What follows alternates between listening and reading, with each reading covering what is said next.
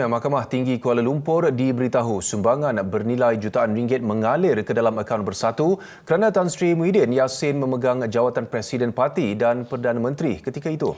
Timbalan Pendakwa Raya Datuk Wan Shahruddin Wan Ladin berkata dana yang dikaitkan dengan program Jana Wibawa itu tidak dibayar kepada Tan Sri Muhyiddin secara peribadi.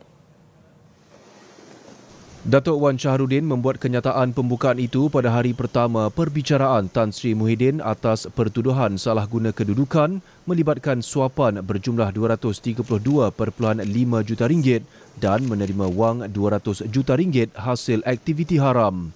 Menurut Datuk Wan Shahruddin, pihak pendakwaan akan membuktikan bahawa Bersatu memperoleh sumbangan wang menerusi Tan Sri Muhyiddin yang ketika itu Perdana Menteri. Presiden Bersatu itu berdepan 7 pertuduhan berkaitan program Jana Wibawa, sebuah inisiatif kerajaan ketika beliau menjadi Perdana Menteri.